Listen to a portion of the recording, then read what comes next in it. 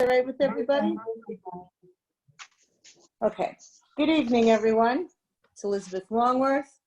Let me begin by just saying that this has been a very difficult time for everyone. And I'm glad that we're all getting through this because we are a tight-knit community and we will make it. As you all know, we've never had a meeting like this before, and I would completely appreciate everyone's cooperation and most of all, everyone's patience.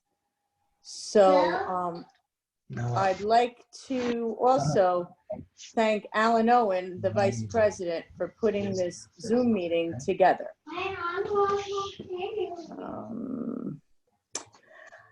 You okay there, John? Before we begin, I'd like to advise the community that in addition to the board members and Scalzo, we also have our attorney, Adam Cohen, with us this evening, so we can make sure that this meeting is run correctly and we abide by all of our rules, laws, restrictions. I would appreciate somebody please mute their mic. I have the floor, please. Okay. I'd appreciate everybody's understanding that, we are paying people to be on this meeting. So let's move the meeting along swiftly. And with that being said, let's begin our meeting. Travis, did we have anybody for hearings or no? No, we do not. Okay, so we'll move along with the approval of February's minutes since we did not have our meeting in March. Has everybody had the opportunity to read them, and is there any corrections? Yeah, this is Kelly Lane, director on the board. I have one change to the February minutes. It's under the kayak discussion, which is section B, I guess, under section 12, new business. Okay. It says in there that I had approval from First Light. That's not correct. So we need to take that out. Okay. That's still in process. Okay, anyone else? Steve, you good? Yeah, I'm good. Thank you. Okay. All right. So anybody want to make a motion? Make a motion, we accept the minutes. Second? That was Alan. Yeah, sorry. Yes, Alan, please just remember to say your name and your position, okay?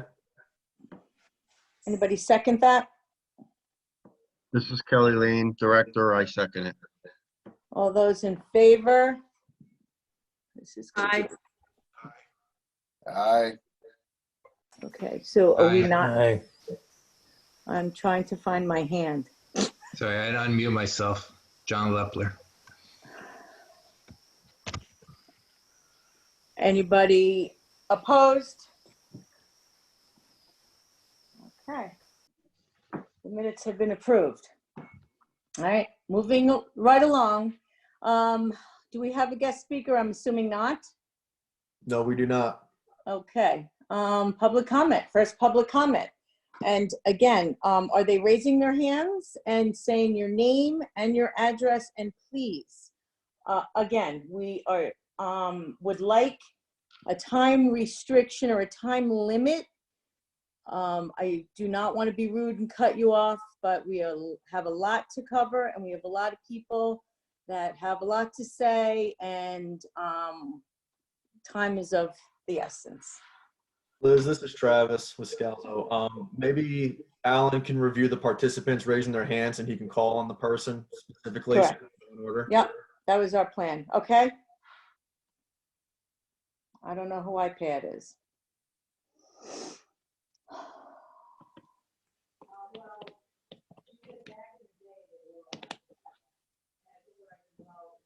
There you go. Alan? You got to unmute yourself.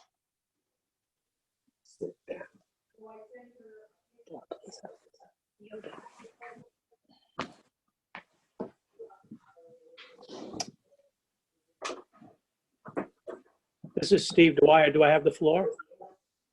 You do now. Okay. Steve, what is your address, please? 22 North Lakeshore Drive. Okay. What is the status, or is there an update on the water main for North Lakeshore Drive? Okay. Travis? This is Travis with Scalzo. We've actually tabled that for tonight. I believe there's been some documentation provided by the Brookfield WPC in April. I was recently notified of that. But at this time, from a board standpoint, the next item that we need to do is have a special meeting in order to discuss hiring an engineer to continue the discussion. So at this point, we do not have an update. So Travis, do you have an idea of what the cost is going to be? I mean, is there... We did receive proposals from the various engineers for their services. I'm not able to say what they are at this point, but we can definitely provide that in the future, especially during the special meeting. Is there a ballpark of what the project will cost? Actually, the cost of the actual project I do not have, because the engineer would actually, he would develop the specs, he would potentially bid it out, and then obtain the proposals at that time.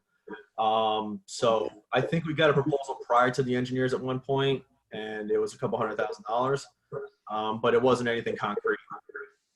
Okay, so considering it's a couple $100,000, why is the board considering projects such as security gates and spending money on irrigation when people really need water in their homes? This is Travis. Does anybody from the board want to take that? Yes. Yes, that is at the top of the list. It's on the top of my list and the rest of the board. It's just that these are suggestions that people are bringing up, and we're just going forth with bids. We haven't voted on anything else. And this was a priority. However, with everything that is happening, it unfortunately, because we need to have a special meeting, it has been, postponed for the time being. But that doesn't mean that it is not a priority, and I want to stress that. All right, then why did you spend $10,000 on irrigation? Can I address something? Yes. Okay, you gotta remember, water company and Candlewoodshores Tax District are kind of like two separate companies. We're dealing with two Correct. different budgets. So we can't take the money that's in Candlewoodshores Tax District and use it to pay for the water. Okay? So when we go to do the water thing, the monies we're spending are coming out of the Candlewoodshores Tax District budget, not out of the water company. Liz, may I? Elizabeth, yes, you are. This is Loretta Donovan. I want to remind everybody that when we went to Pura, Loretta, hold on. We're answering a question. All right, so Alan, I didn't understand exactly what you're talking about. So the money is not going to come from the tax district? When we first developed this whole idea 30 years ago, the state told us the water company has to be a separate entity because it has to follow state regulations, separate from Candlewoodshores. We could commingle things, but the water company stands on its own. So when we spend money for irrigation, that's in the Candlewoodshores Tax District budget. That's where that money's coming from. We can't take money from Candlewoodshores Tax District and pay for improvements on the water company. So where are the financials for the water company? There should be a separate, but they are two technically separate entities. This is Travis. To answer that question, we can provide that upon request, whether it's to Lisa in the office or to myself. So we're more than happy to provide that. Usually we have it at the meeting, but people have not been picking them up recently. So, but we can definitely provide that upon request. So is there a reserve budget in the water company? I don't know. What do you call it? A water company? What is it? Yeah, technically it'd be the water company. So so there's a completely separate budget for the water company? Yes. Then why is the meter situation coming under the tax district agenda? Why was that brought up at the meeting? And It's coming up under the tax district agenda, but it is a water company function, and that anything to do with the meters is going to be billed through the water side, not through the tax district side. all right, so Travis, you said I can get a copy of those financials? Yes, upon request. We're more than happy to provide it. Okay.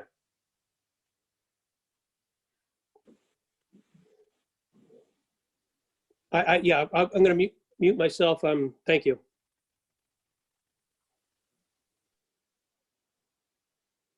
Loretta, Okay. go ahead. First of all, I'd like to tell everybody, since I was intimately involved with a separate attorney that we used for the water company issue with Pura, it is not really a separate company. We do operate it as in a management fashion as separate, but in fact we do not incorporate it separately. So if we in fact needed to move money, we would be able to do it, but it would be ill-advised because the water company has to be planned for appropriately. That's number one. The second thing I want to mention, Ken very graciously several months ago at a board meeting got up and said that apparently some of our residents were having difficulty paying their taxes. And he made himself available to talk to people and assist them in trying to figure out how to be able to fulfill their obligations. Given what's going on with COVID-19, I'm concerned that we may wind up with additional issues with our residents not being able to pay their bills. And I am proposing to the board that they form a subcommittee to work with Ken. I think Linda Wagner would be the person to assist. We need to sit down and figure out what the appropriate measure would be to deal with this. In other words, do we allow people to pay in installments? When do we decide to do something very serious so that we don't wind up with fiscal issues? Okay, Loretta, we do, and we are aware of the situation. Just like in the past, if somebody is unable to make payments for whatever reason, we have worked directly with the resident in doing so, and we will take it into consideration, everything that you said, but right now we're trying to get through meetings and get our budget done, and if somebody has a problem, they can contact us and we will work with them.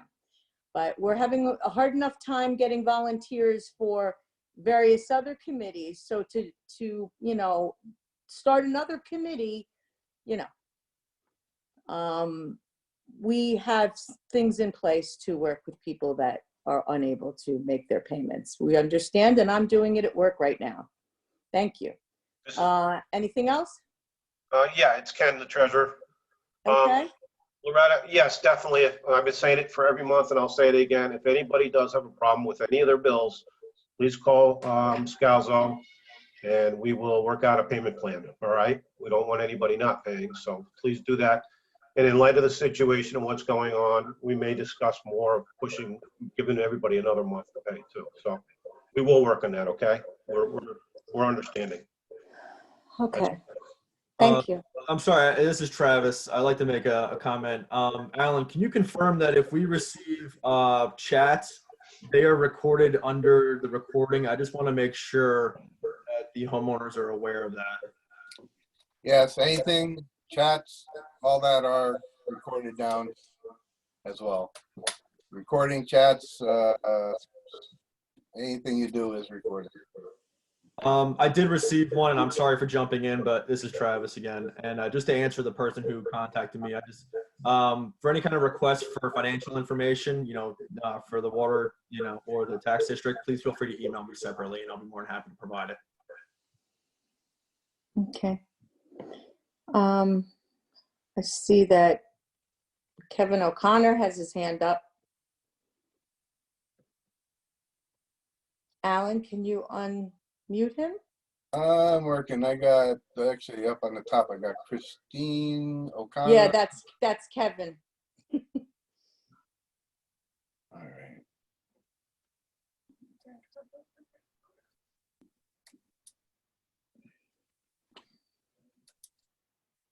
All right. Someone should be unmuted. Adam Cohen? Hi. Hi, it's Adam Cohen. I'm the attorney for the district. Just in response to that last comment, I just wanted to make sure that the board knew and the residents knew that the governor of Connecticut has ordered that every town in Connecticut adopt one or both of 2 tax relief programs, and has also ordered that every district in Connecticut follow the same program that the town adopts. So whatever Brookfield does, the Candlewoodshores Tax District is going to have to do for all bills that are due April 1st through July 1st inclusive. I don't know what Brookfield has chosen yet or if they've chosen, but I'll be in touch with the board about that, and they can pass that information on to the residents. Thank you, Adam. Okay, next is, oh my God, sorry. I don't see anybody else's hand up. Does anybody else see anybody's hand up? My hand's not going up, Kevin O'Connor? No, but I hear you, Kevin. Your name and Okay. address. I would also like to speak, and I can't find a hand raised. Thank you. That's okay. Kevin? Yes. Name and Kevin address, O'Connor, please. Kevin O'Connor, 28 Berkshire Drive. I was just wondering if we have any idea yet, and if there will be any effect from the COVID on the budget for Candlewoodshores, or are we anticipating no real effect?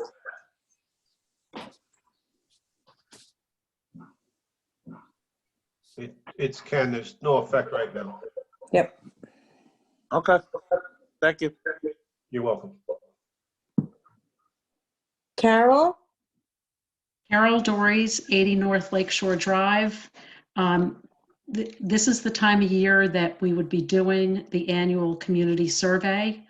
Given what's going on, we should not be doing the annual survey at this point. I think you would all agree with that. What I would like to do, though, is get agreement that we will eliminate 2 things from last year's survey, which is the new boat ramp and the playground, because those are no longer new, and add a question about the board of directors, because that was asked for in the last survey. And that as soon as things are right to do the survey, I would like to ask for the board's agreement to go ahead and move forward with it. Okay. I, Elizabeth, agree that this is not the time. I don't remember that we agreed that there was going to be an annual survey. We never did. So, you know, that was news to me. But, you know, the door is always open. The email opportunity is always open. If the community has an issue or wants something or needs change or wants to voice their opinion, we have an open door policy. I personally haven't gotten anything, and I apologize for not getting back to you, but I was out of power and internet for many a day. So I got it on my phone, your email, this morning. So I apologize to that. But again, if I don't see a need for a survey myself, but if any of the other members or community wants to chime in on this, please let me know. Liz, this is Travis. I think it's something just so the board, could consider it in the future. Just like Carol said, it's not the time right now, but right. I would definitely keep it tabled until we can have a conversation on it. Agreed. Thank you, Carol, for taking the lead on this. Have a good night. You too. Stephen? Stephen, you had your hand up, Dyer? Yes. So, again, Stephen Dwyer, 22 North Lakeshore Drive. I overheard earlier, is that accurate? The tax district can subsidize the water company? Ken? I was not aware of that, but, Ken, before you answer, perhaps maybe Adam can chime in if you don't mind. yeah. Adam, can you help us out? Because I was not aware of that. That would be great news if it is. The tax district, this is Adam Cohen speaking, the attorney for the district. The tax district and the water company are not separate entities. The tax district is an entity and the water company is a department within that entity. There's no legal reason why the district couldn't supplement or do anything with the water company. There may be an accounting reason. I don't know about that. You can talk to your accountants about it. And there certainly are going to be water regulations that apply, but there's no legal reason why money couldn't be moved between them. All right, so Adam, if I have, it's Ken again. If I have a shortfall in the water department, can I allocate money from the tax district to pay for that? Legally, yes. Accounting, I don't know. Okay. You'd have to talk to your accounting I'll department. talk to our accountant, yes. All right. Yeah, talk to your accountant about whether there's some sort of accounting problem with that, but there's no law that says you can't. Okay, thank you. All right, so with that being said, then why would you be spending money on other projects when you have, you know, a couple $100,000 project for a water main that can be paid for by the tax district? Mr. Dwyer, as we said earlier, we are working on it, but you know, we have to have a special meeting. We have to have bids. We have to have engineers. And we're working all this. It takes time. And Travis, but you've already spent money on other, like, you know, irrigation to water the flowers at the front entrance. So we did not, we have not done that. That is just. You voted on it at the last meeting. That was a suggestion that was made years ago. When I was at the last meeting. It was $9,800 and some odd dollars. Okay. To do irrigation at the front entrance and down by the beach. This is Travis. I'm sorry to chime in. No, go ahead. I know that there was discussion, but I also recall that the board wanted some additional information on from the contractor regarding the project. So I could be, you know, I could have misunderstood the last meeting, but I thought the item was still open from the board's perspective. Well, I mean, I use that one specific item, but shouldn't the board be careful what they're spending money on? I mean, isn't it more important for people on North Lakeshore Drive to have water as opposed to a security shack or things like that? Because if you spend that money on something else, because I saw they talked about purchasing the tennis courts. No. I mean, I can only go by what I read in the agenda and the minutes. They shouldn't be spending money on any projects until the water thing is resolved. Yeah, but Because otherwise, because then you're just going to hit everybody with an assessment for that.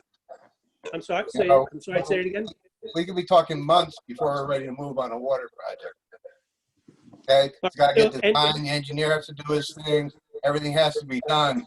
So you're basically saying we should just stop spending money until we get the project done. I don't think it's practical. Well, so you're okay with an assessment? Travis, We don't know there's be an assessment. We don't know what the cost is yet. We got to get everything together first before we make decisions. Travis already said it's going to be a couple $100,000. Yes, and this has been. There's so many moving. This is not our director. There's been other discussion about having the engineer. We hired an engineer to look for grants because of the size of the project and to help to pay for the cost of it. So this isn't just last meeting we discussed this. It's been discussed over the last year. Yeah. At least a year, if not more. Yeah. And we are actively working on it. If you read the minutes or come to the meetings, you will be aware of the fact that we are just real quick. This is Travis. I think just to wrap up this conversation, yes. I think I don't want to speak for the board, but I think Stephen does bring up good points. I understand his concerns, especially for the community. I think we should take it under advisement. Yep. There's still a lot of information that we need to gather before making decisions, obviously, but I think it's just something to consider during this whole conversation. Yes. Yep. Fair enough. Thank you. Thank you, Thank you, Stephen. Travis. Anyone else? I don't see any other hands. Okay. We're all good. All right. Treasurer's report. Okay, first, hope everyone is safe and healthy. Hopefully, it's been interesting for myself. And again, if anybody, I mentioned it before, if anybody's having trouble paying any of their bills, please contact Scalzo. We'll work out a payment plan.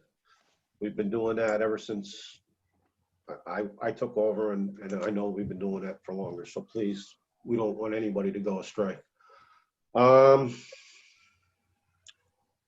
What else? Secretary, the tax district, the amount is 971,880.88. 880.88. Yes, sir. Thank you. Water is 401,646.90. Thank you again. Okay. The next thing is the draft budgets. Myself and Travis did go over the budgets. We sat down and went through every line item. The tax district, we are definitely holding the same. That's not going to move. So that will continue to be the same. And in light of what's been happening, the water district is probably going to stay the same for a few months also. We can revisit that later on when things are better, but I think for right now, with what's going on, we're going to just keep everything the same. We know everybody's struggling, not everybody's working, so that's what I'm going to submit to the board. Other than that, that's about it. Okay. This is Travis again, just for the board. Do you have any specific questions for the budget that they've been provided before we, start having hearings and everything with the community? Well, Yeah, we went through line to line, and we tried to give you an explanation of what we were thinking for each of the line items, so you can take a look.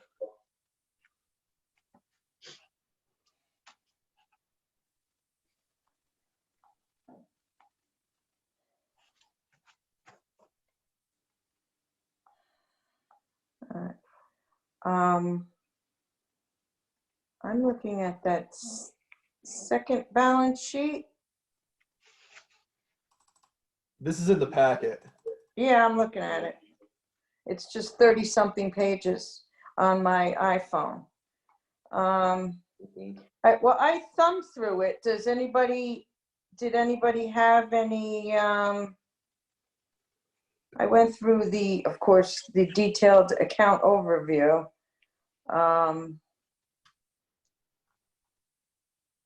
And by the 20th page. Can I ask you a question? Going back, what happened with the CDs? Did we ever change anything? We had the CDs, and the CDs came due. I thought that, was it last month? Yeah, it was last month. It went back into the account. I got to negotiate with the bank again. The rates are so terrible right now. It's not even. Well, that was my thinking. Well, the money's back in our account right now, the one that came due. We have another one coming due in May, and that'll probably roll right into the account unless I roll it over. What's happened is, since I've taken over, I'm trying to get the water company to pay back what it owes to the tax district. Right. We came up with a plan, myself and Susan, to do that. And by July of this year, we should be completely paid back with what we've done. So everybody will be balanced and even. Okay. But that's where, so you'll see the water budget's dropping a lot, but yeah, that's because it's getting paid back. We've also been very, myself and Travis, last year we beat up some vendors, and they were able to hold their prices.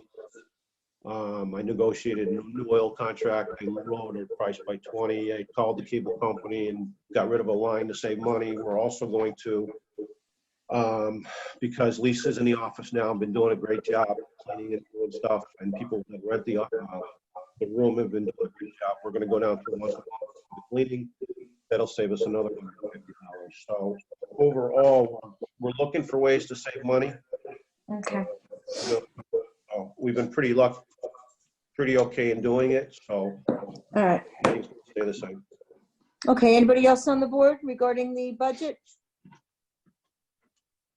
Treasurer's report? Okay, Travis, I think you're up. Just real quick, this is Travis. Adam, just please feel free to jump in if at any point if we need to do something, okay?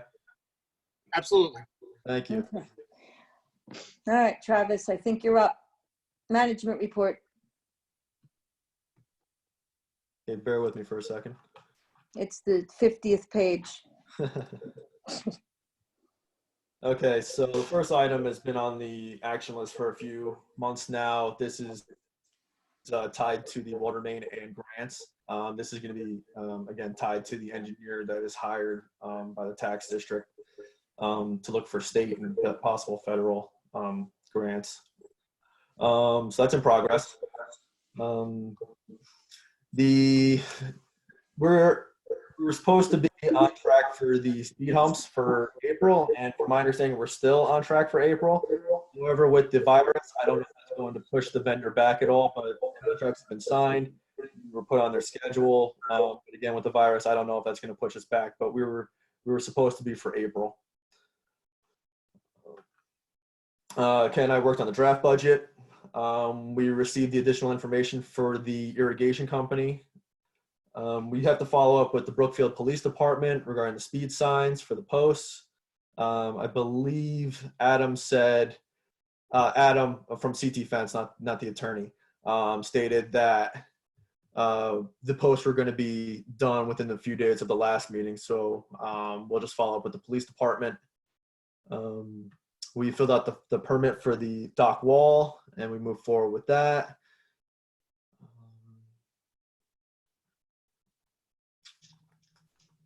And another item that was in progress at the time, which I believe has been, I mean, at least I've seen them, is the planter boxes. So that was an in progress item, which I believe I can close. Work orders, they're the same work orders.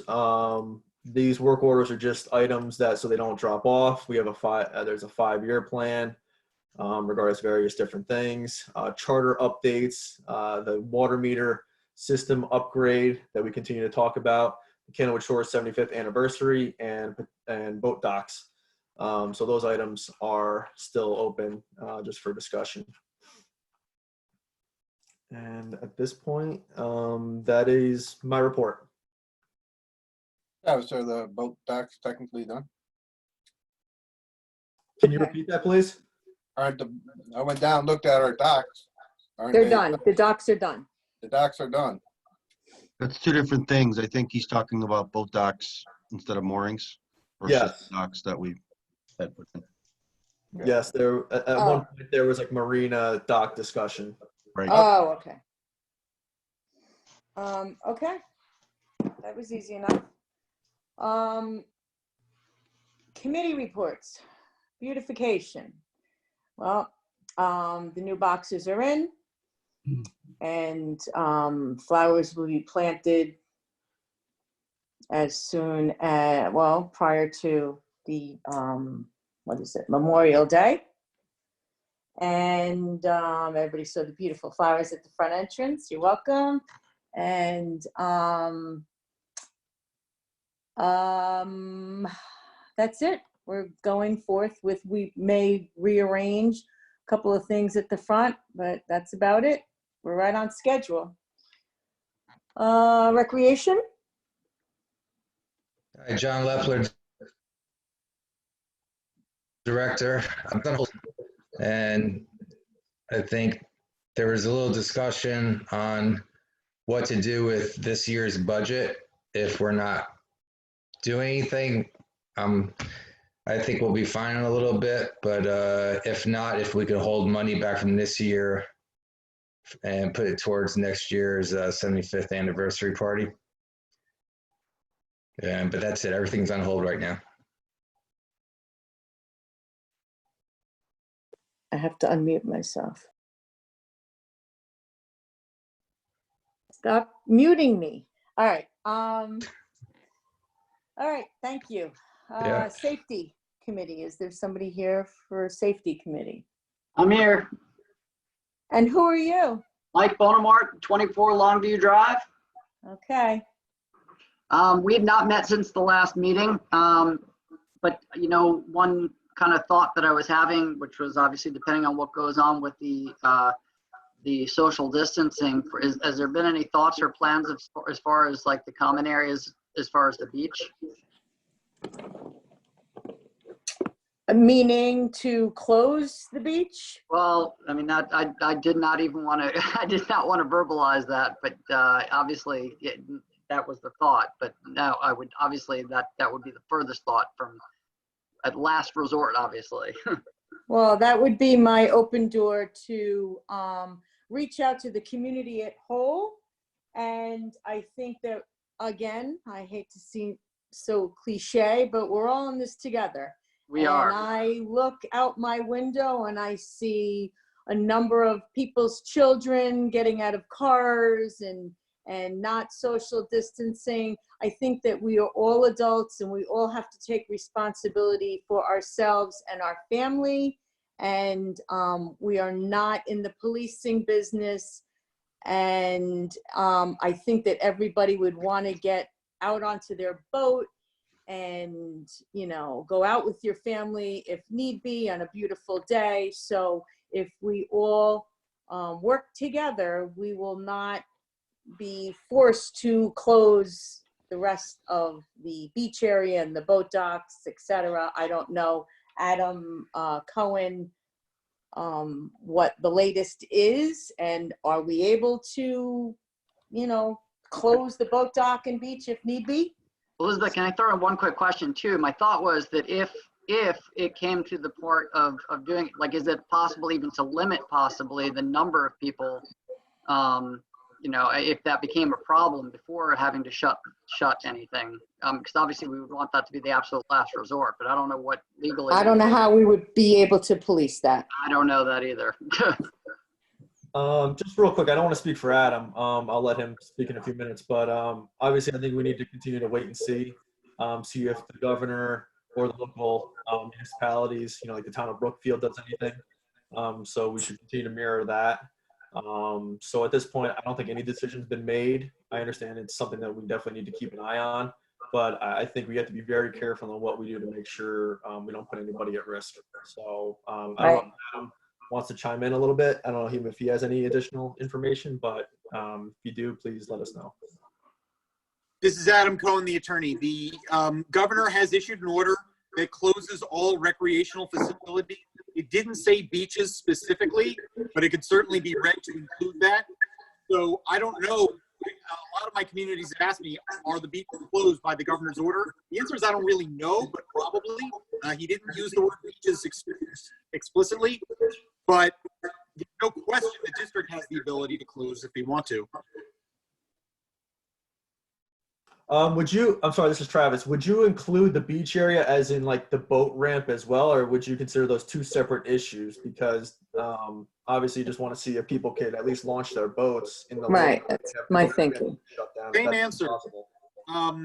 It's the boat launch area is definitely a recreational facility. So if the governor's order was intended to reach that, it's the same as the beaches. If not, the district certainly has the ability to do that if they think that there's a safety risk. Okay, so we all walk our own path. So let's just try and stay safe and responsible. Anything else on safety? Nothing for me. Okay, thank you. Thanks. Ordinance. Can I just ask one thing with the safety thing? So should we go forward Saturday with the registrations for the small boat? I would think so. Okay. That's for kayaks, right? Yeah. Yeah, that's for kayaks and paddleboards. That's at the boat. That's Okay. good social distancing activity, right? Right. Figured out for the registration, but I'm just making sure that when people get down there, that if they're registered, they're like, well, I can be there, and the 6 people are next to each other, you know what I'm saying? Right. Well, like we talked about, they have to practice social distancing, and I think you guys, I mean, I know we did our best to try to request that and to make sure and put in a process where it's only one person, but I understand that might not.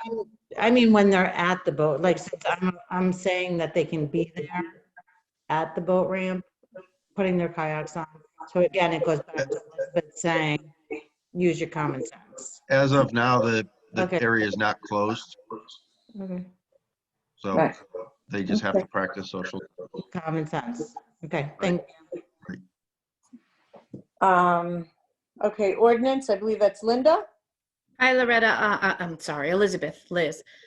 Just want to say thank you to Loretta because she reached out to me. I have really no updates other than the committee has not met, had a conflict in trying to reserve the room in the Shores office, but now it's not a problem because Alan can help me with the Zoom, so I'll reach out to him. I'm a person that needs to understand all the pieces and technicalities, so I have pulled our ordinances as well as the ordinances with the town. I've also spoke to the town in regards to what they do, and I should be pulling together a committee meeting hopefully sometime before the end of April or into May and have a report for next year. Great. Thank you so much, Linda. Thank you. Landscaping report. Where's that falling under, Travis? I believe John wanted that included, and that might have been for Adam, not Cohen, CT Fence. Okay.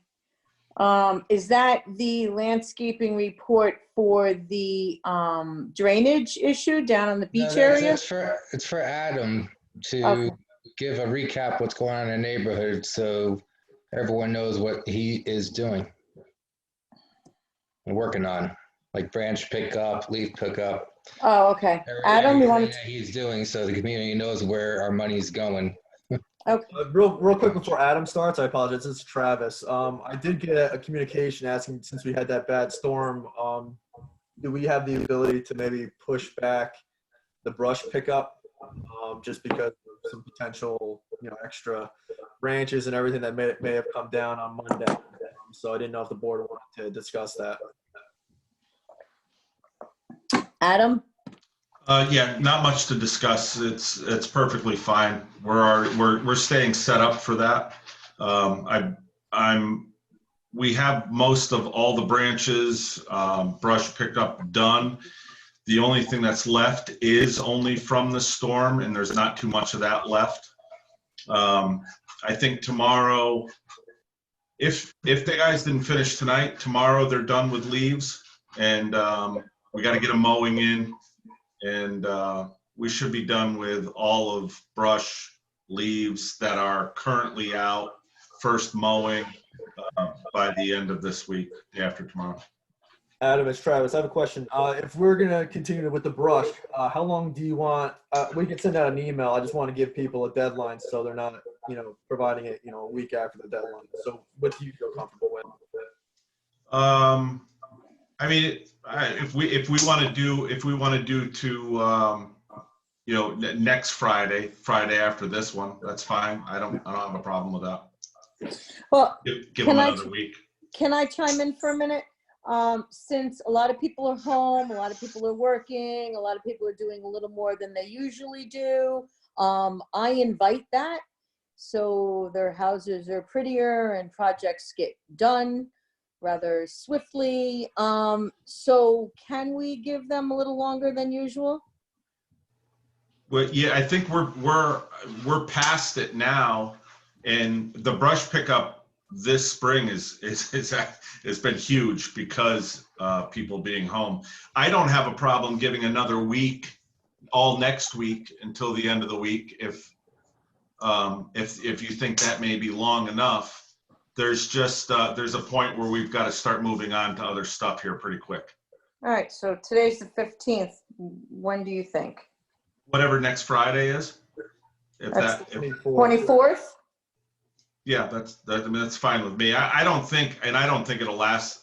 We had it pretty much done and then the storm came through and that's really Okay. all that's out right now. Okay. All right, so Travis, do you want to just put the 24th? This is Travis. We'll send out an updated email to the community for the 24th. Okay, great. Anything else to add, Adam? Just keep them busy. All right, and you're gonna put brand new soil so I could put my flowers in? The boxes? As soon as the weather permits and the water won't wash it all the way without any roots in there. No, in the flower boxes, Exactly what I'm talking about. Oh, okay, got it. The tall flower boxes, the ones that are the same height as the old flower boxes. Okay, administration. Don, mute yourself. New business. I can raise my hand. Who's raising their hand? Me. Who's me? Bert Coleman, Well, 37 Twilight Lisa. Lane. I think we need to wait for a second. Yeah, we need to wait for public comment. Well, Let's this is just, in regards to Adam. okay, but let's just wait to the second public comment so we could just get through the new business and old business, and you'll be first in line. Okay, new business. Okay, so the planting plan for boat ramp discussion, for the new board members and any members who may be new to the community. Years ago, when we received approval from First Light to do the boat ramp, their requirements are that I think it was like 50% of the land below the 440 line needs to either be planted or have drainage installed. This was approved by First Light and previous boards have signed off on that in order to get approval for the boat ramp. So back then we got proposals, for the project. And then the macro burst happened and now, COVID is happening. I don't even know if we're allowed to even plant at this point. I don't even know if it's considered essential. But the board has been provided with a proposal which was substantially less than what we got 3 years ago, which is a good thing for the community. But it is a requirement that we're going to have to discuss. And I do have a question for Adam. I probably asked this a few times. I'm sorry, Adam Cohen. I probably asked this a few times. We actually put money away for this project in previous year's budgets. We're probably going to have a special meeting, I would assume, since it's been a few years. But I just want to confirm that. So if you could just let me know, I'd appreciate it. A special meeting to spend money in reserve? Yeah. You don't need a special meeting to spend money in reserve. If the Okay. board votes to do it at any regular or special meeting, then that's what it's for.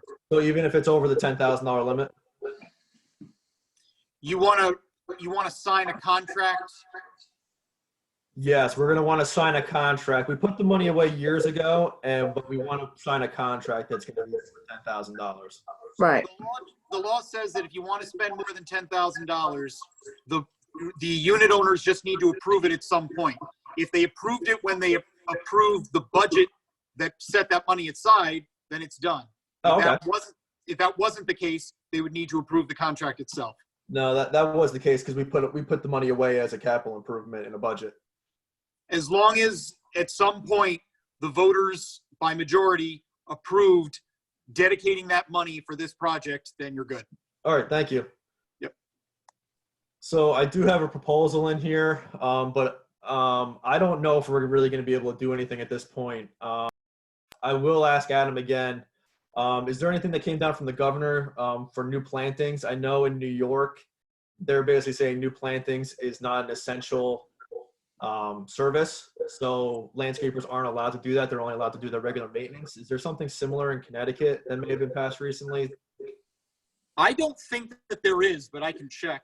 I'm not aware of that.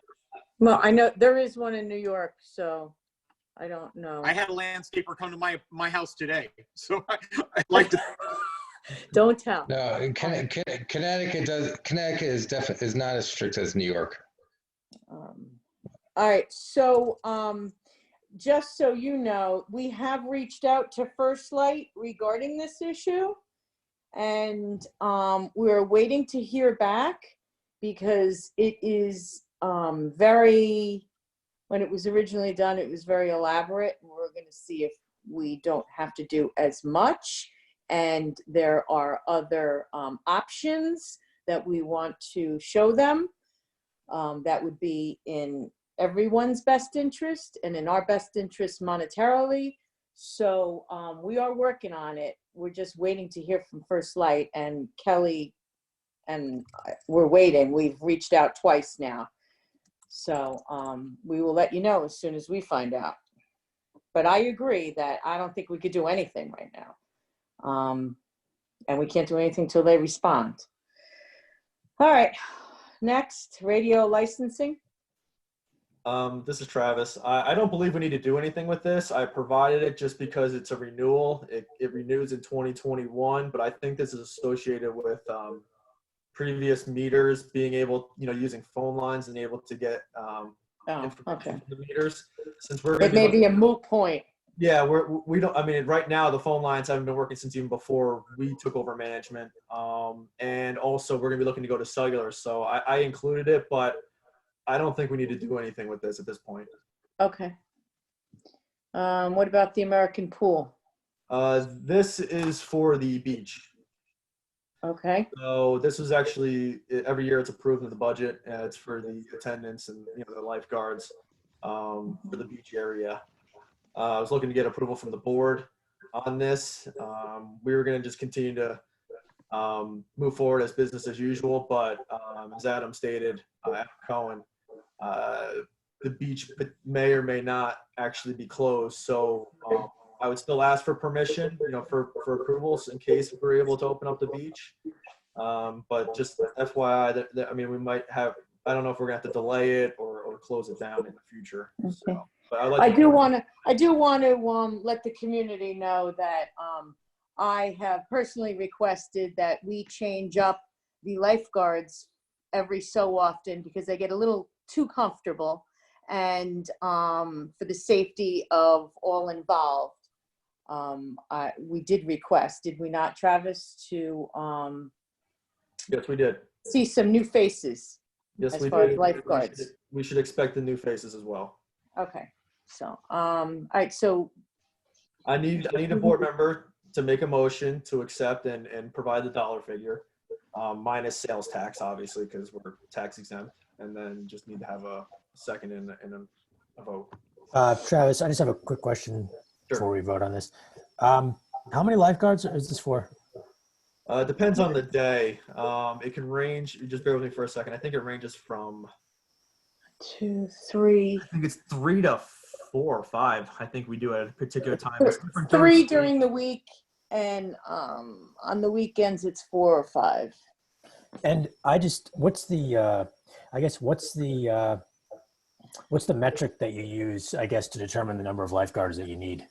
It's as needed. It's whatever we request. They're able to provide more or less depending on what we need, and we've just been going off of this, I think, for years. Yeah. Well, I guess what I'm getting at is, it seemed like, I think it's like 40,000. I think it was what it was, and I'm just wondering if a 5 lifeguards maybe overkill. I'm not an expert. I don't know, but I didn't know if there was a. I was involved with them at one point when we lost our office help, and she was handling it. So yeah, we go on the summer schedule. So, and the holidays we added, and there is always a lifeguard, I don't know what you call him, in charge. So he knows, oh, well, Saturdays are a busier day, and they work the schedule, but we always try and stay within. During the week when the kids are, sometimes there's not a lot of children, Monday or a Tuesday, but we know Friday more. So we work with the schedule. And sometimes we have even sent them home when there's nobody down there and these four guys looking at each other, so, Okay, I was just really curious more than anything how it all worked. yeah. Okay. Hey, Liz, on a side note, CT Fence did paint the swim platform. Because that was a concern everyone had last year. It was slippery and everything, so it was repainted and it has like a little grit in the paint. A lot nicer now. Okay, thank you. All right, so if somebody wants to make That's a it. motion, I'll make a motion to approve American Pool in the, what was the amount? What is it? $41,250. $41,250 for the summer of 2020. Somebody want to second that? Alan Owen, Vice President, I'll second it. All those in favor? Aye. Aye.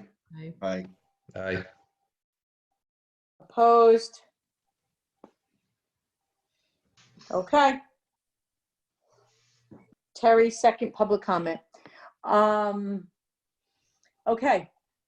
We're good, Travis, with that one? Yep. The next item is porta potties and foot wash discussion. John asked that this be included. I think, John, this is regarding, instead of having two small porta potties, now we have an area that we could just do one with a sink.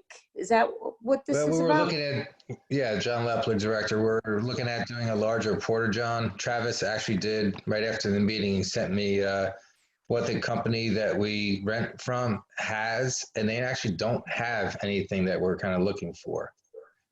It goes from what the units we have to like a handicap accessible one to basically a trailer. No, we don't want a trailer. So it's not really what we're looking for. And with the foot wash, we were just talking about putting like a permeable paver, something that we can take up if we have to, whatever, underneath the foot wash. And then we always been discussing it, and somebody from the neighborhood actually said that they would actually do the plumbing and just install new plumbing, so we have a foot wash and just something a lot nicer than we have down there. Okay. So we're still looking at this. That's all it was. But I was, All right, well, now with what's going on, we can wait another month before we have that discussion. Is this something we could build? Like a, or no? I don't know, Adam. Not Adam Cohen. Your mute's on. Your mute's on. Just trying to keep quiet. When we originally brought up the discussion, because the porta potties are right next to where the kind of water fountain thing is, and it's we were talking about separating the porta potties, moving them to a different location 15 feet away, and then making the the current asphalt area where the pipe comes out and the water fountain is into something a little bit nicer. So square concrete, something a little bit nicer, maybe put a foot wash there, a regular shower wash, and then moving the porta potties just a little bit further. Okay. So it's not a big project by any means. We just need you to put a cost together for it and get it to us. I mean, it's the guys, the on-site guys. We can take care of that with time, and then we just have to. The only cost would be a couple yards of concrete. Really. Okay. So right. why don't we go ahead with that and let's do it. I'll come up with a material cost if I'm still hired by the shores after this meeting. Well, put the topsoil in. So all right. before we continue, Let's go ahead and do that. Okay, go ahead, What are we Stephen. having? What specifically are we having Adam to do? Because when I was saying build it, I meant build, like the Porter John and everything else. Adam? What's that? I didn't hear it. When I said build it, I was talking about constructing a permanent toilet area and everything else. I didn't know. Obviously not something giant, but maybe you wouldn't have to rent the Porter Johns every year. That would be that's what I was asking about. Oh, that would be. I mean, that would be. Yeah. We're talking about a septic system of some sort. Right. Yeah. true. Take it away. Not in our lifetime. What I'm talking about is moving the Porta Johns over to where the Lost and Found is maybe right now, or just moving it off to the side, putting it on a nice level platform. That doesn't have to be anything special, the platform. That could just be stone dust or process as long as it's level. But where the water pipe comes out of the ground right now, that's asphalt with some railroad ties, and it's trip steps there. Just to take that, just to rip that out and just put a nice smooth concrete clean pad there. Yeah. And the pipe that comes out, adding a foot wash or a shower with a little bit of pipe and a couple of fittings, that's not a big deal at all. Okay. All right. Moving on. Thank you, Adam. Stephen? Guard shack. I'm sorry. Stephen? Yeah, and I apologize because I missed part of the conversation, but I did hear an approval to spend $41,000. What was that approval for? Oh, which Stephen is this? This is Dwyer. Yeah, I'm sorry, Stephen Dwyer, 22 North Lake Shore. I hate to say this, but I think we need to hold questions until second public comment. I'm sorry. Yeah. Sorry, Stephen. I was talking to the treasurer. My mistake. All right, guard shack and gates. What is that? This is another item that John wanted added. John. We started discussing last meeting we had, John Lepler, director. There was a break-in of a car. I think a car was stolen, but it was a break-ins. So we started having this discussion again, and we said it doesn't hurt just to get some cost on what it would do, to put a guard shack in. It's just a discussion. That's all this is. I asked Adam from CT Fence because he deals with a lot of these places and he understands what the costs are, and he can help us find out what some costs would be just for general knowledge. That's all this discussion is. But it's just to have it versus always in public comment, it gets brought up. Mm-hmm. So if anyone, right now, obviously this isn't the best time to be discussing all this, but if anybody would like some numbers, Adam can give you like a generic cost, what it would cost to put a structure at the entrance, and wouldn't it be at the center of the road, Adam, correct? No, off to the right as you enter the property that we own. Yeah. Okay. And a gate area, I'm assuming. Right. And then the way to make this work is that we'd have to have, this is just discussion. All right. Well, this discussion started 30 years ago when I moved in. So, right. Whether okay. have someone working there seasonally, all right, or weekends, or how to do something to help better protect our neighborhood. Okay. Okay. And then beach lighting, I guess that's all the same. I looked at that as well. It's John Lepler again. I actually had a contractor come down. They've got another cost that were astronomical, but it's just another way of getting rid of that street light that we have down at the beach with a big pole, and take the overhead wires. I'm not sure if I'm sure everyone's familiar with it. If you've been to the beach, you have the overhead wire, then we have a telephone pole, then we have the fuse panel, we have the meters there. About relocating the meter up to the road, and putting whatever wiring we need underground. And one of the concepts is instead of having that big lamp over everyone's head, sometimes it works, sometimes it doesn't. Just putting simple, inexpensive compared to anything large, like bollard lighting. So they're like 4 feet tall. They're in the ground with concrete, so no one can rip them out and throw them in the lake. But just a nice soft lighting that doesn't affect the people who live by the beach, and it allows people to, you know, have a little depth perception, especially if they're going from the grass area down to the beach during events and whatever. But it'll be attractive, and it's not a budget breaker. Okay. And then the That's hotel? You want to buy the hotel? No, I don't want to buy the. If I did, I wouldn't be there anymore. But I found out that Thomasak told Adam with CT Fence. Adam actually mentioned it to me. He asked me if we knew about this. That apparently we own that land. That the water for that hotel is out of our water district. So they're getting our water for free unless they're getting a bill that I don't know about. What hotel? Loretta's trying to chime in right now. I know it's not public comment. Liz, do you have any information or do you want to ask Loretta since she seems to know what we're talking about right now? I do not. I think there's something from years back about this. I can't recall off the top of my head, but there was a discussion on the water situation down there. John?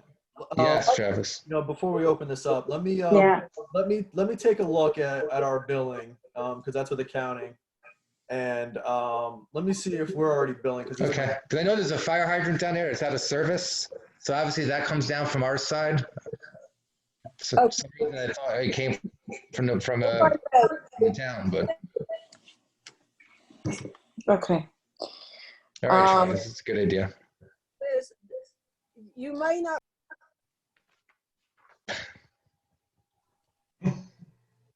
I'm sorry. Somebody keeps on muting me. Public comment time. All right. I keep muting you. All right. All right. So Travis, you're going to be on it. Loretta, if you have any information, and 5 more things, you're up. Okay. Nominating committee discussion. I believe that Ken or Travis, do you have any information on that nominating committee? Well, just in the past, you've had, you know, a nominating committee for the upcoming election. Can you explain to the community what we're talking about, please? Well, it's for the election that's going to take place at the annual meeting for the board. In the past, the nominating committee has solicited or at least communicated with current board members and potentially members that are out in the community if they're interested in running. Up until last year, there was a slate provided, and the homeowners would vote on the slate. Last year, we had more people than more people than the slate, but the nominating committee should still reach out to homeowners and see if anybody is interested in running for the board, so we can make sure they're on on the ballot. Yeah, let me just piggyback on that. We need a nominating committee to really reach out to the people that are serious and explain to them that it's not just showing up once a month. It's about the community doesn't know what happens behind the scenes. And there's a lot that goes into every single decision that we make, whether it's several bids or, taking money into consideration and getting appropriate permits and approvals, etc. So I think we have a great board. Everybody brings something to the table right now. We have a couple, Travis, what do we have? 2? Are we gonna have 2 openings coming up? No, you're gonna have more than that, actually. Adam Cohen, please feel free to chime in. But we had a few people who were appointed by the board, so I believe they have to rerun. So if I'm mistaken, just please let me know. They should run. Okay. So can we open it up to see if anybody is interested in the community for the nominating committee? Travis? Again, Adam, I'm sorry. Do you think we should send out a community-wide email, or do you think just having the discussion tonight and seeing if anybody's Because I was contacted by a couple of people that may be interested in it. So, and I believe they're on. Adam, if you don't mind, what are your thoughts on that? Unless your charter says otherwise, you can do it. You can publicize it any way you want. I'm going to pull up your charter right now.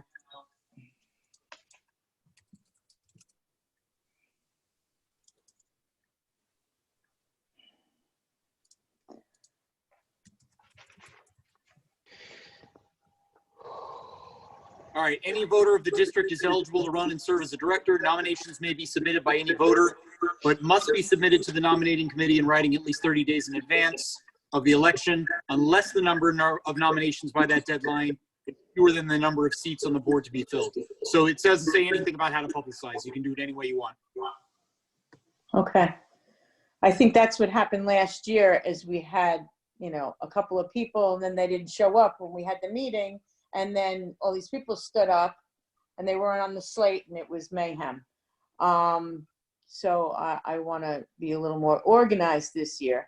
So I don't know, but is there anybody out there by show of hands that would be interested in a nominating committee in the community? As I scroll and I don't see any hands, come on.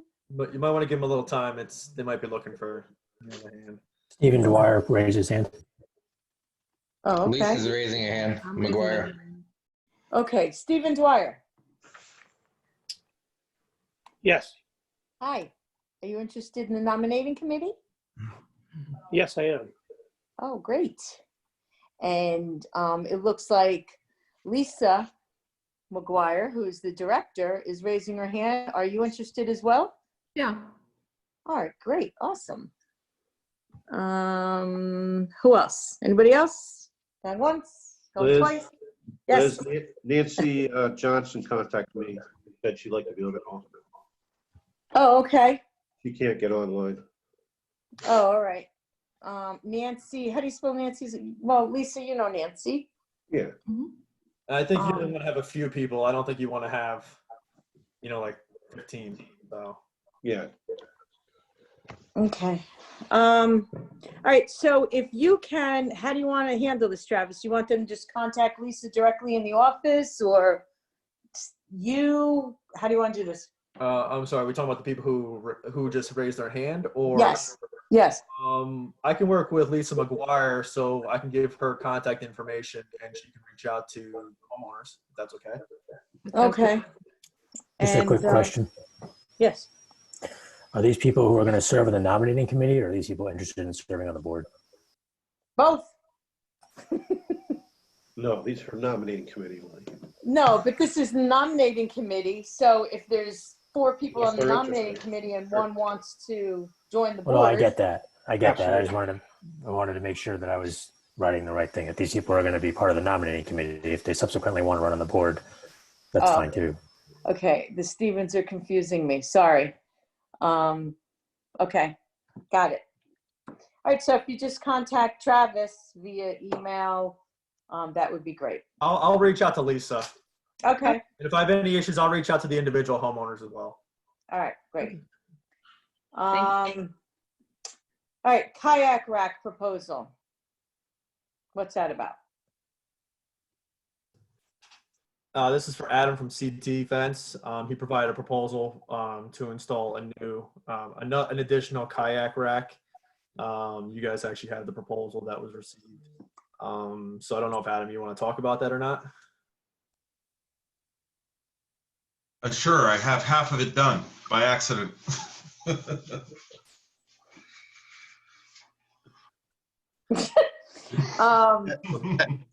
This so is Kelly. I have a question on the Yeah, quote I'm looking at. Is that for one rack or two?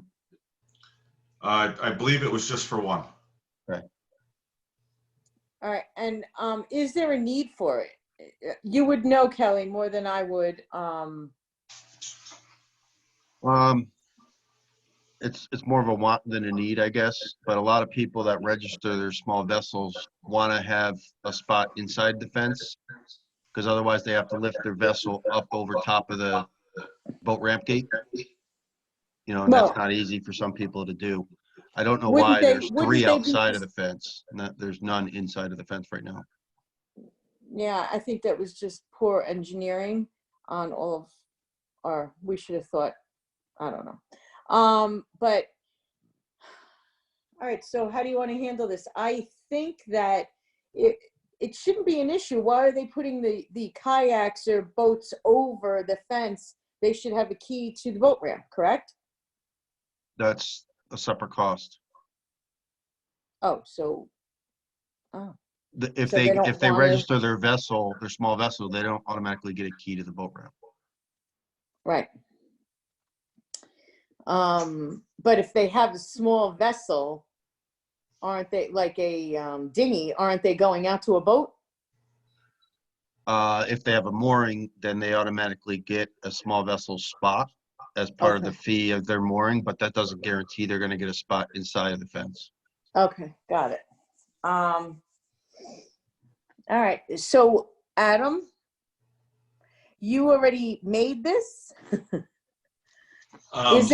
Is there a spot for it? Yeah, by doing another rack, it actually so we'll be adding about approximately 5 to 6 more spots on the inside, or 5 to 6 more spots overall. Mm. You take away about 3 ground spots to put the post and the rack in, and add I don't know, it's like 8, I think 8. Yeah, each rack holds 8. Yeah, okay. So you take away 3, add 8. My office, I thought my office said that it was approved, so I went ahead and started putting posts in. So we've got posts in, and then Travis told me it wasn't approved, and I said, "Oh, I'll hold off," and that's where we are. Okay. All right. Well, in light of the situation where we don't even know if the beach is, can we just put this on hold temporarily? Is that okay? I'm fine with it. Okay. A little bit, but the kayak and small registration is this Saturday. I'm just saying, or this, yeah. But we would be adding more. We wouldn't be taking away. Well, Okay. the spot's already been taken away because the posts are there. So we either need to Oh. finish it or take the posts out. Yeah, because I need to tell people where their spots are. Like, I was under the impression this was just an addition, not a subtraction. So, I don't know. Kelly, what's your opinion? Yep. I would love to see at least 1 rack in there. I mean, we could fit probably 3 racks.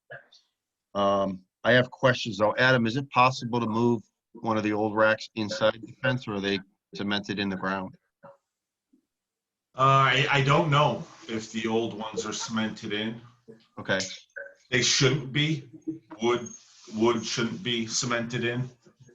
You know, they should just be placed really deep. But I would assume that for as long as they've been, the wood's going to be rotten. You know, The bottom It may wood. fall apart. although it may be stable now, if you try to reuse it, I don't think that's I don't think that'll work. All right. Well, I think if everybody's okay with it, I don't know. We don't have to vote on it, right? Travis? You need to vote on it, but I mean, it's not over. It's already done. It's not over the amount, so I would make a motion to accept and make sure you include the amount. Right. Why don't you make a motion to go forward with this, with the amount? With just the one that was already made. All right, anybody second? Yeah, this is Kelly, Director. I'll second it.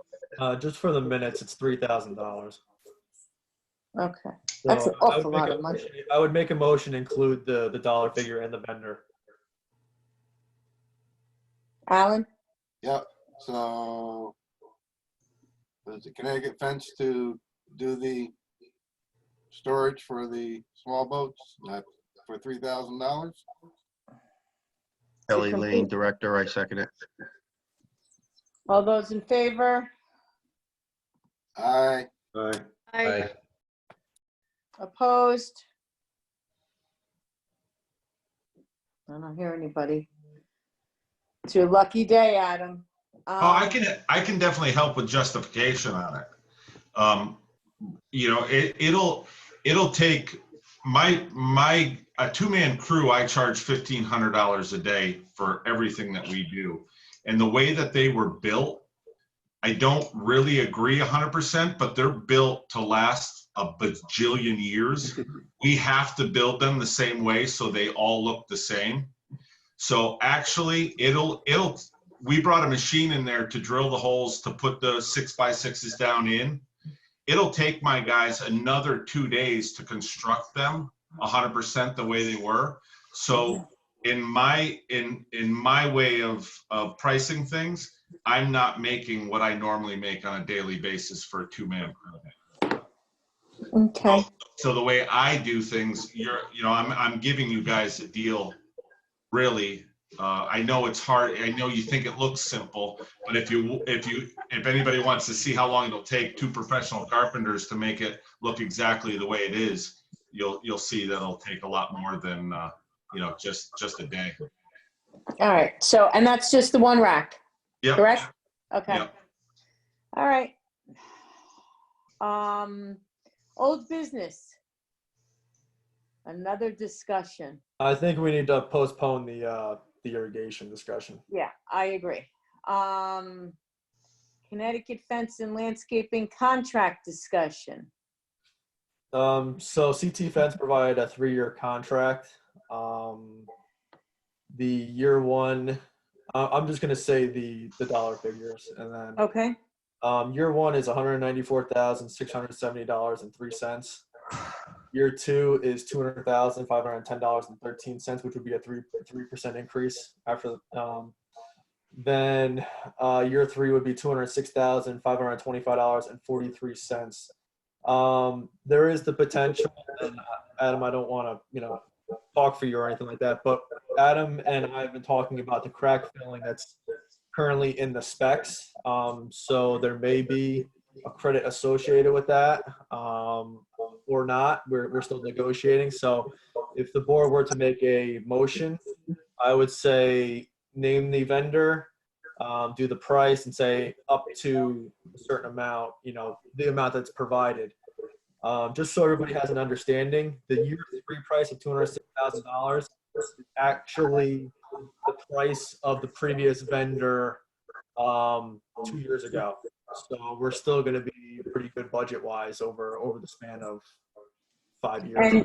And just, it sounds like a big number, but I'd like to remind the community that we're still saving money from when we were doing business years ago. So I agree that so when you say the crack ceiling, was this for last year or is this for this year's contract? I'm saying this is for going forward. Okay. Was there not another issue? The catch basins are included. Okay. Adam said he could do the catch basin, so that's not a problem. Okay, all right. Okay, so you want me to make a motion to approve or accept the contract for the 3 years up to what, 206,000? Is that what or should I do the 194, Travis? I would Adam Cohen, just let me know your thoughts on this. Our current budget, we have a $206,000 line item. So that has already been approved by the community. I think, is it okay if I account for the increases in each budget so the board can approve a 3-year contract, or do we have to do it every year going forward? We have to approve 1 year at a time. I just want to do things properly, we're entering into a contract that's over $10,000. So I just wanted to get your thoughts if we can approve a 3-year. The safest way to do it is just to have a vote of the community to say, we're voting on whether to do this contract because it costs more than $10,000. That's the safest way. If there's a budget where they voted, yes, we know that we're going to do that project eventually, and we're approving it, setting aside the money for it, that's good enough as well. Once you start getting into stages and people can start complaining, saying, I didn't understand what I was voting on, I didn't realize I was approving such a big project, that's when you're getting into a risk. Okay, thank you. Adam from CT, do you think that the price is going to change at all if we just do year to year, just to be safe, based on what Adam just told us? No, the price isn't going to change. All right, so in that regard, Liz, I would just do a 1-year contract for the, for the up to 194. Actually, give me 1 second, I'll find that number again. 194, 670, 03. Yeah, so I would 194, 670, 03. Yes, ma'am. and this was included in the budget. Like I said, the previous line item was 200. It's still below budget. Yes. Yes, we Okay. put it in the budget higher, but And then, do you want me to mention? Well, then I don't have to mention the credit. Yeah, next year I have to, hold on a second. I think next year, actually for this budget year, I think I have to change the number for the landscaping so we can do the same thing next year. Yeah, I actually have to, the budget that you guys have, the draft, I have to change the number for year number 2. So that's not a problem. I'll do that. Okay, so you want me to make a motion? Yes, please. Okay, I'd like to make a motion to approve the contract for Connecticut Fence and Landscaping up to $194,670.03. May I have a second? Alan Owen, Vice President, I'll second it. All those in favor? aye. Aye. Opposed? I lost everybody. Hold on. Am I muted? No. Anybody opposed? Oh. Okay. I see a good? thumb up, Elizabeth. Yes? I was just saying, I see Linda had a thumb up. I don't know if she was opposing or, Approved, no approved. okay. Okay. I'm up, thank you. All right. Stephen D. Michelle, are you good? Yeah. Okay. All right, Adam. Get that topsoil in those boxes, please. Thank you. You're Thank you. welcome. Thank you for you, doing Adam. such a good job. I feel like it's noticeable. You're hands-on and it feels good. Anyway. Before Adam Singer gets off, can you just stay for a second public comment in case there's any questions? I'll stay for the whole meeting. All right, thank you. All right, and mooring ordinance revision and fee discussion. Kelly, you're up. All right, here's my big moment. So the old mooring ordinances were under what was referred to as the Candlewoodshores Tax District Ordinance 1988-1, governing the use of Candlewoodshores recreation areas. It's Section 7. And I spent a lot of time revising them. And the big changes, I'll just summarize. Big changes are, I'm recommending a fee increase. And Travis, I don't know if I should discuss that now or later. You're looking for board approval tonight? Yes.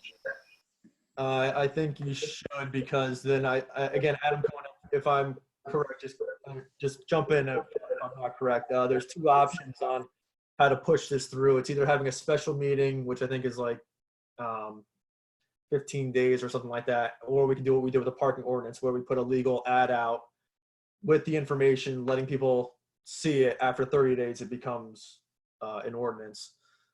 So I think depending on what you're looking to do, if you're looking for the 30 days, then we should get the board to approve it tonight. Well, the fee isn't even covering the realignment of the moorings, so that's why I'm recommending an increase. But we can come back to that. Let me just talk about the mooring change, the ordinance changes. To summarize, I added a whole lot of definitions because the old moorings were very vague, so I have to find things in the ordinances. I added a section that really specifies about inspections.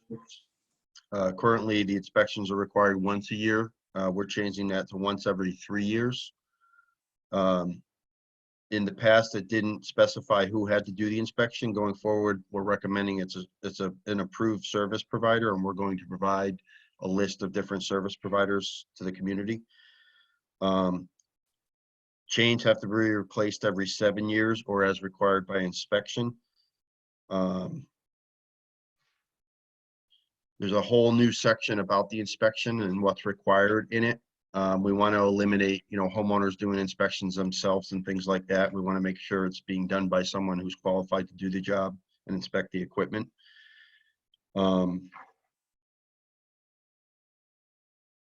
There's a whole new section around transferring moorings and selling them. That has been an ongoing problem where residents were selling them at pretty large profits. So the new ordinances address that as best as they can. And one of the big changes is if you're a mooring holder, it's going to require proof of insurance on your vessel. That was never required in the past. That was brought up at the February meeting and requested by one or more homeowners. So that was added in. And also, if a mooring holder is not using their mooring for more than 50% of the boating season, they're going to get, it'll be deemed abandoned and it'll move to the next person on the waiting list.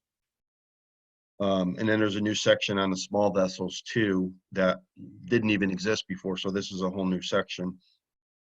It specifies that all small vessels have to be moved no later than November 15th of each season. There's been an ongoing problem with boats being left down there through the winter. We've had to have Adam with Connecticut Fence move them. We have a whole bunch stored up at our pump house here in Skyline. And we're also we'll be assessing fees if people do that and we know who they are. There's a various amounts of fees that were added into the ordinance. That's really it in summary, as far as what the changes are, and then we can discuss the fees if need be. All right, Kelly, can you just, first of all, thank you because you've done so much work on this. Can you touch a little upon the fact that the inspections are because it's the residents' responsibility. It's not our responsibility. And if a boat gets loose and hits another boat, which happens a lot. Well, sure. Yeah, that's an important point. Candlewoodshores does not own the right to have moorings out there. We have to get a permit from First Light. First Light owns the water and some of the property outside of the water. It's called the 440 line. So we're going through that process right now. We have an existing permit with First Light, but it's very old. They don't have good records. So we've reapplied for a permit with First Light, and that's pending. The reason for the inspections is because the mooring consists of an anchor, chain, and a buoy, and in the past, people just weren't maintaining them, and their boats were breaking free, and especially in the macro burst that came through in 2018. I wasn't living here then, but I heard several boats broke free from their moorings, and people's property was damaged. So the purpose of the inspection is to prevent that from happening and just make sure everybody's equipment is safe and secure. Okay, thank you. Can I So, ask one question?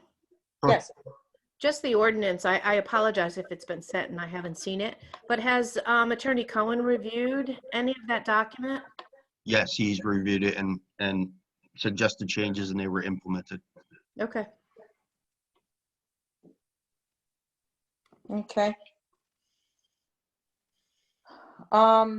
Sorry, I've got 3 modes going. Okay, so we have to, make a motion to approve the ordinance, or Well, do we need to discuss the fees, Travis or Attorney Cohen? Because some of the ordinances include fees that will be assessed if people don't follow the rules here.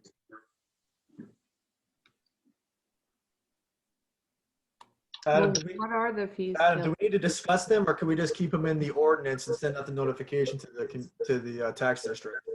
You don't have to talk about them. You just need to give the public a chance to talk about them if they want to. Okay.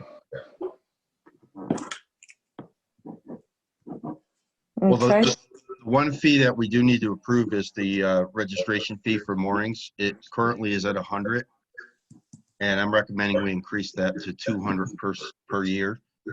Reason being is it costs us $200 to move buoys every year per buoy. So the $100 isn't even covering the realignment. Okay. And we, when you say we, that means Candlewood Shores is paying to realign. And who are we paying? Candlewoodshores is not responsible for the maintenance, but in the ordinance, it does say that Candlewoodshores is responsible for the realignment because the moorings are shifting every year from the waves and, movement of the water. In the past, Tucker and Son has done the realignment, but I've gotten quotes from others, and that decision hasn't been made yet who will actually do the work. The other company I got a quote from was C&D Maintenance. They do our seaweed removal in the beach area. So my recommendation is to increase the $100 to $200 per season. I just believe right now that the ordinance is at actually $50. If you look at the ordinance now, so that ordinance has to be changed. Is that because we made that error? There's some conflicting. Yeah, the same thing with the boat ramp keys. Okay. Weren't we told to not put an amount in and put an amount determined by the board? Yes. So we didn't have to change the ordinance every year? Yeah, that's a good point. So, I mean, the way the ordinance was written is it says that it'll be specified and approved once a year. By the board, a reasonable amount by the board. Yeah, and if we don't vote, then assumingly it would stay the same. But it's on the actual registration form, which gets updated once a year. But that way, we're not required to update the ordinances every year because that refers to the registration. I'm not sure if that. I don't think that's true. It has to be go by the ordinance because that's what happened with the boat ramp keys. Right. I took all the references in the ordinance that I saw out, and it refers to the registration form. Okay. So that won't happen again. Right. So here's my thinking. So we want to approve the amount from 100 to 200. Well, the only thing that bothers me right now is that there's a lot of people that aren't working and may want to enjoy their time on their boat. So can we meet them halfway and at least go 150, at least for this year, and then we can up it if need be next year? Sure. Does anybody, I hate to do that, but in light of, there are people that's their outlet. And $50 may pay their water bill instead. Does anybody else feel the same? Board input? I'm good with it. Yeah, I don't have a problem with it. I'm okay with it because we don't have to move every single mooring. And we can cut costs by not moving every single one out. I feel like if we are paying $100 to move them and then we're only charging $50 extra, like I feel like it should be the full 100 extra. I know that people are not working. So maybe next year we could go to that because we just put in the new docks as well, which they'll be using, and that costs us quite a bit of money. So I understand this year, maybe I think we should look at it again next year and maybe increase it at that point. Yeah, that's why I think it's a good idea that we do just approve the amount every year. Yeah, that's what the ordinance says. I think if we're saying that we're realigning them and it's a cost to us, then we have to realign them. Sorry. Yeah, last year it was not done.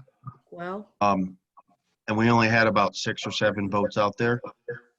okay. But this year we need to move them because a few of them are starting to almost come into the swim area.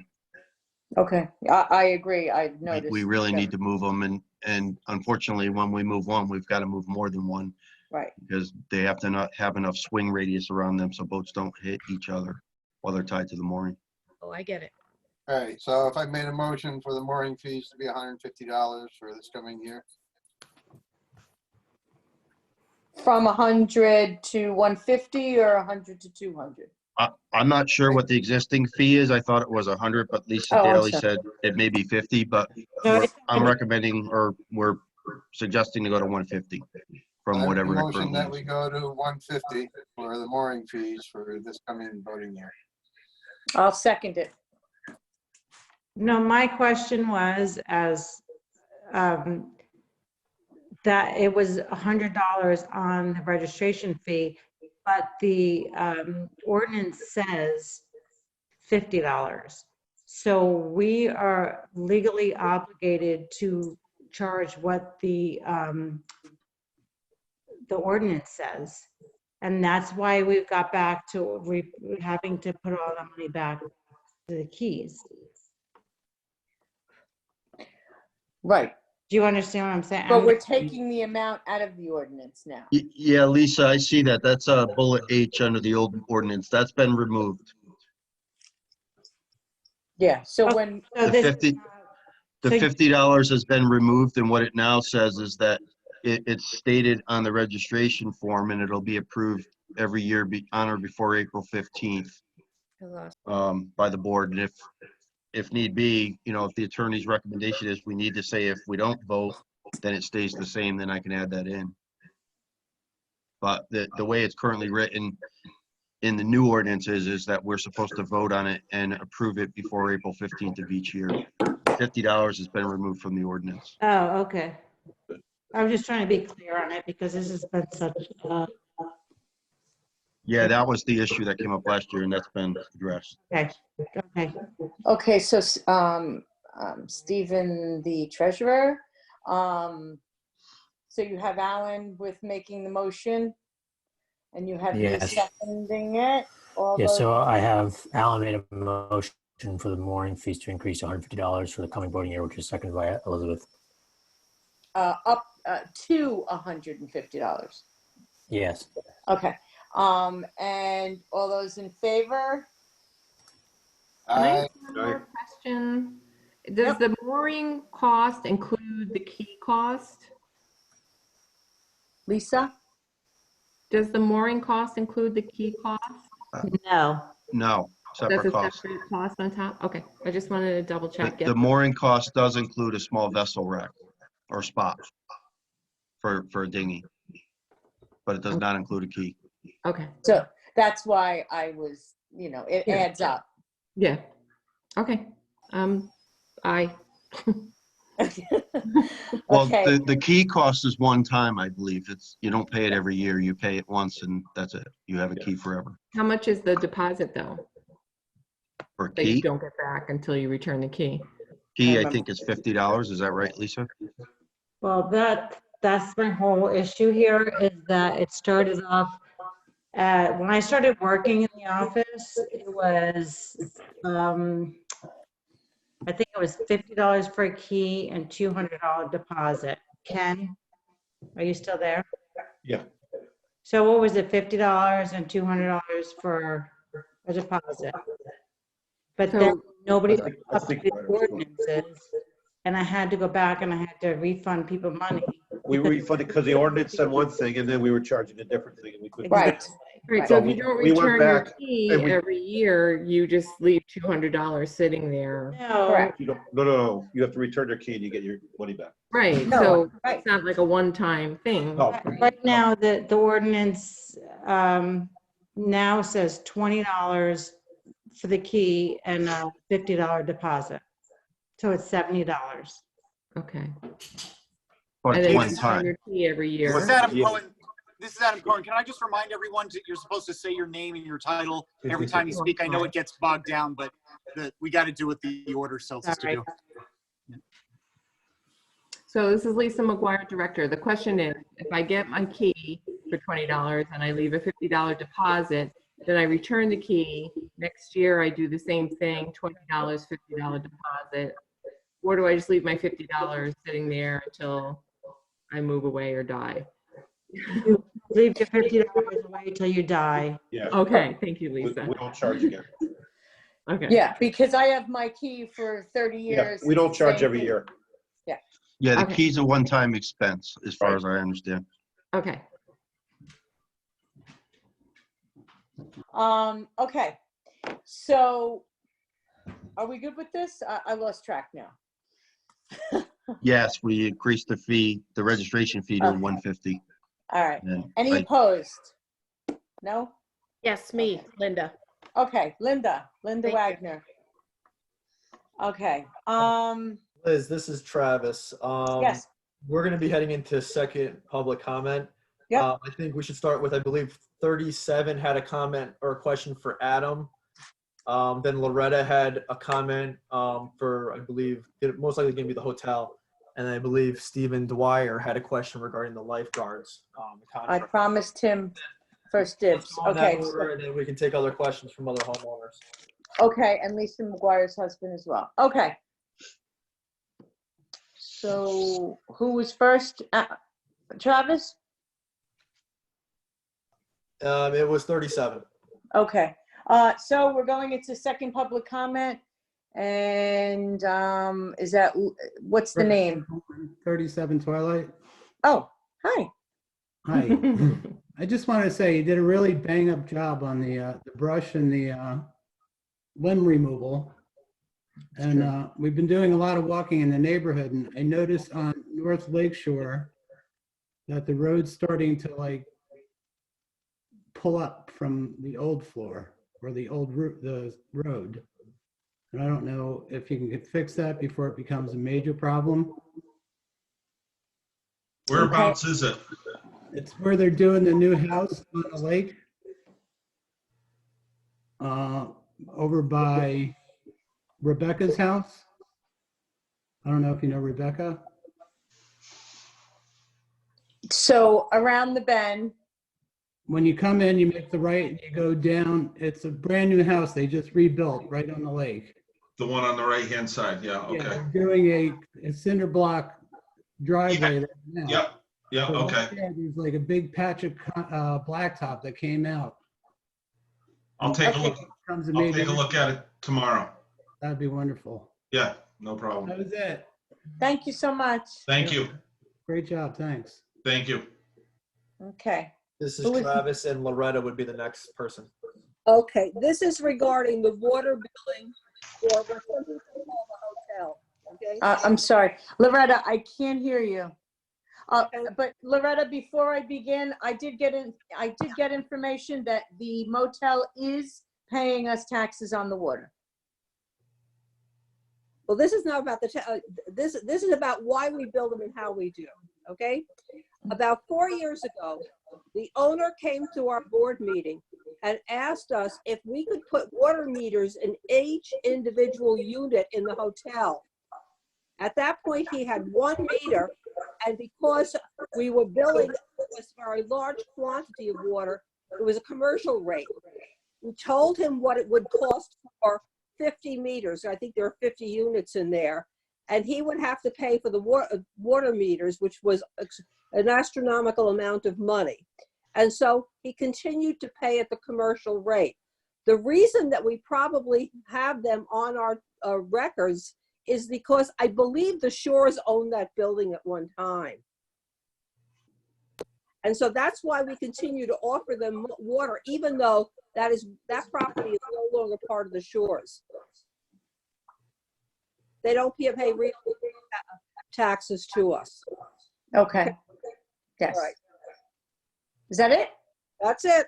Wow. Thank you. You're welcome. This is Travis, and Stephen Dwyer will be next. Stephen? Yeah, and I apologize for missing the original part of the conversation, but the board approved to spend $41,000 on a project, and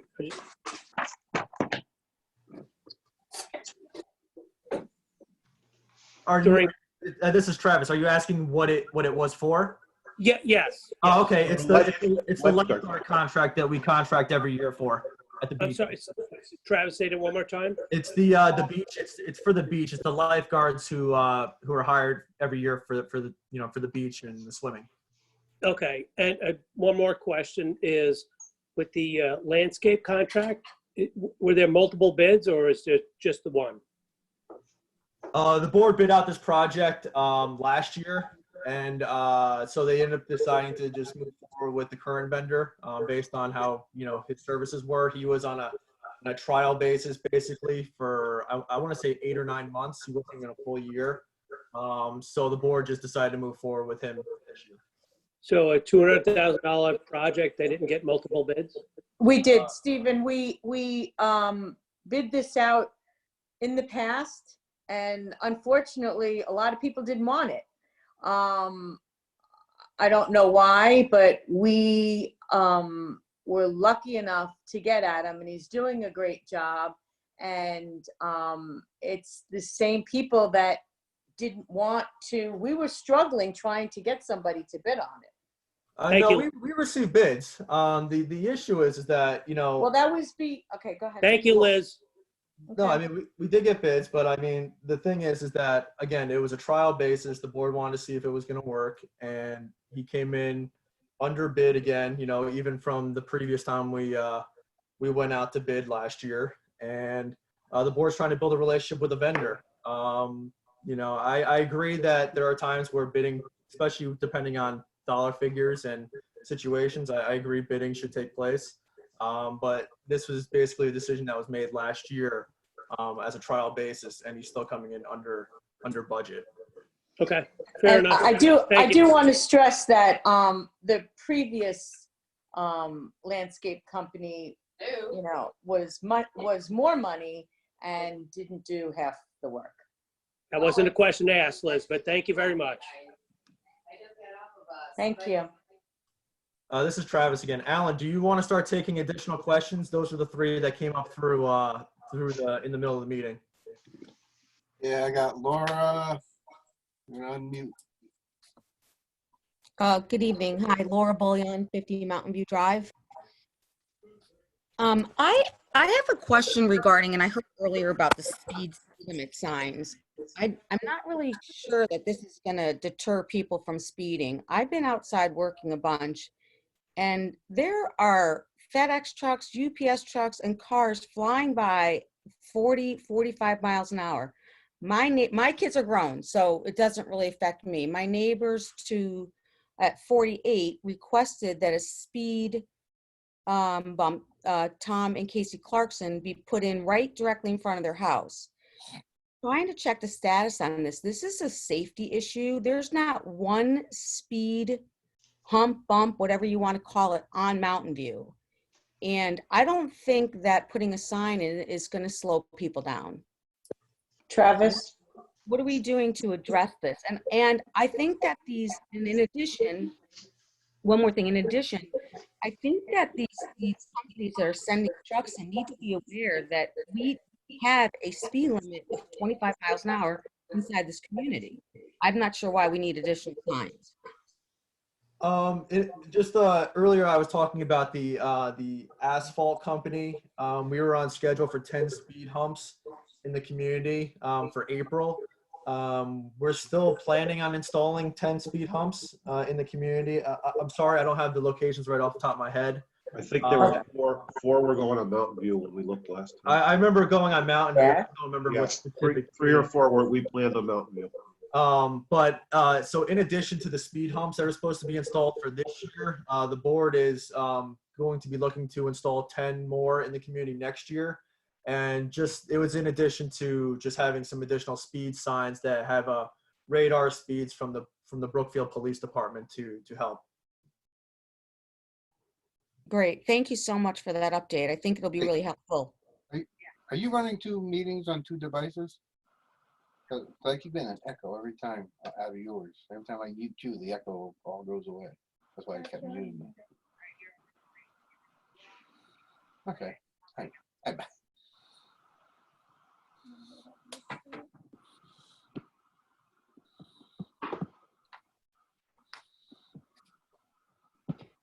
So just to follow up, so we are in April. This is planned for by the end of the month, or what's the estimated time that these? This is Travis. We've been provided with April, but with the virus, I don't know if that's going to push us back at all. I've still Okay. been in contact with the vendor, and he said we're still on for April, but that was a few weeks ago. So I don't know where we're at this point, but we'll try to get them installed as soon as possible.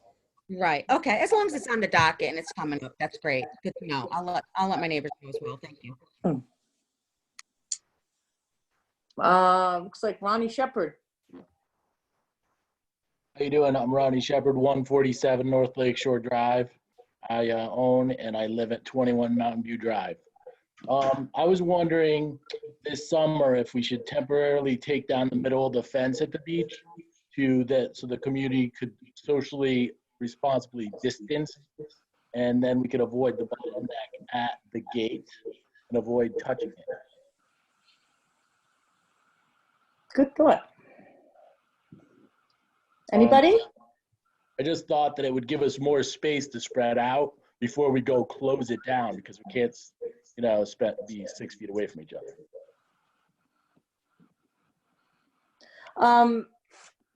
Adam, not Adam Connecticut Fence Singer. Are you still on? I'm here. Okay. How difficult is it to open up the fence? Well, we can keep the gate open. Each post is cemented in. We have extra posts and we have extra sections.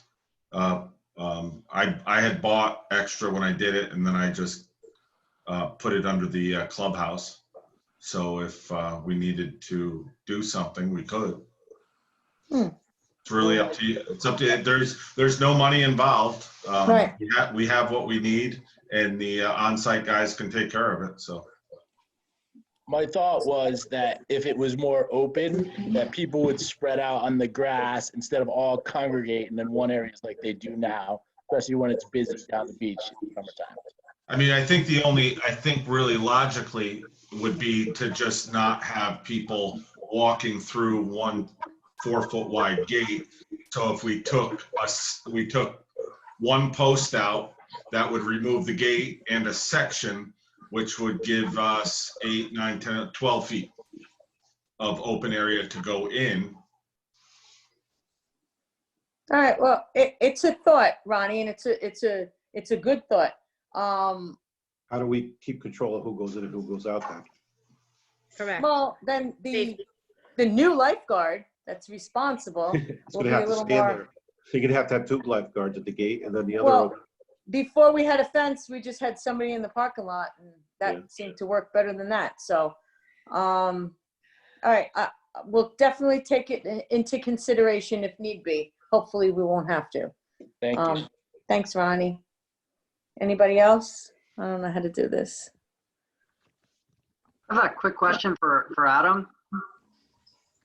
Adam, in regards to the kayak rack, I haven't been down there in a little while. Is it down by the water, or is it up near the fence, the one that you're putting in? It's immediately after the fence on the inside. Okay, excellent. Thank you. Okay. Lisa McGuire. Yeah, I just have a question.